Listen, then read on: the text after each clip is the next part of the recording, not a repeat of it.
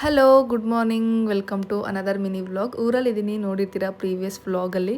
ಮನೆಯಲ್ಲಿ ನಾಟಿ ಕೋಳಿ ಇತ್ತು. ಅಮ್ಮ ಅದನ್ನು ಕಟ್ ಮಾಡಿ ಕ್ಲೀನ್ ಮಾಡಿ ಕೊಡ್ತೀನಿ, ಸಾಂಬಾರು ಮಾಡು ಅಂತ ಹೇಳಿದ್ರು.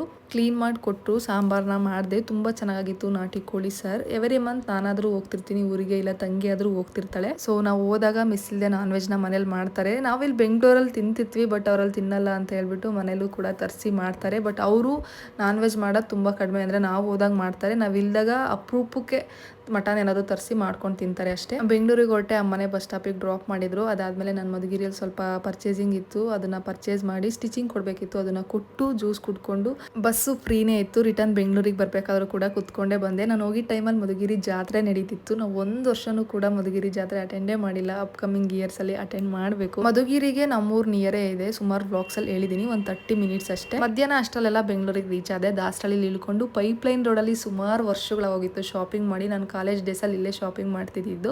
ಒಂದು 3 ಇಯರ್ಸ್ ಆಗಿತ್ತು ನಾನು ಪೈಪ್ಲೈನ್ ರೋಡಿಗೆ ಬಂದು. ಅಮ್ಮಗೆ ಒಂದು ಸಿಂಪಲ್ ಸೀರೆ ತೊಗೊಂಡೆ. ಲಾಸ್ಟ್ ಟೈಮ್ ಮಧುಗಿರಿಗೆ ಹೋದಾಗ ಸರ್ಚ್ ಮಾಡಿದೆ, ಆ ಥರ ಸಿಗಲಿಲ್ಲ. ಇಲ್ಲಿ ಡಿಸ್ಪ್ಲೇ ಹಾಕಿದ್ರು, ನೋಡಿದ ತಕ್ಷಣ ಹೋಗಿ ತೊಗೊಂಡು ನೆಕ್ಸ್ಟ್ ನನ್ನ ತಂಗಿಗೂ ನನಗೂ ಕುರ್ತಾಸ್ ತೊಗೊಂಡು ಅಕ್ಕ ಮನೆಗೆ ಹೋಗ್ತಾ ಇದ್ದೀನಿ.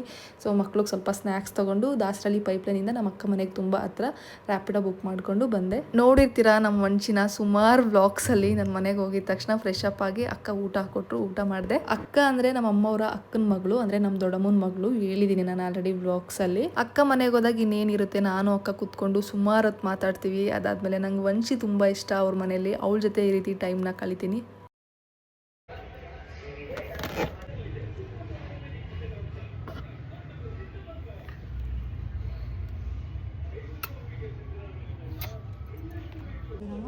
ನಾನು ತಗ್ಗಿ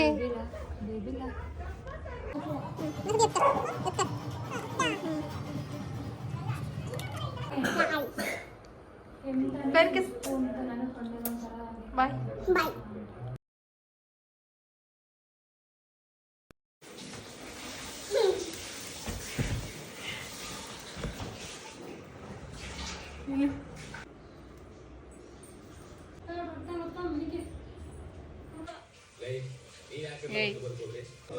ವಂಶಿ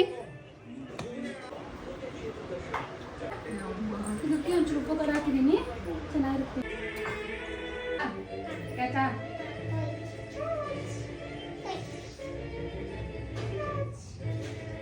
ಕೆಲವೊಂದು ಕ್ಲಿಪ್ಪಿಂಗ್ಸ್ನ ಆ್ಯಡ್ ಮಾಡಿದ್ದೀನಿ. ಇದಿಷ್ಟು ಇವತ್ತಿನ ವ್ಲಾಗ್. ಐ ಹೋಪ್ ಈ ವ್ಲಾಗ್ ನಿಮಗೆ ಇಷ್ಟ ಆಯಿತು ಅಂತ. Thank you for watching. Bye.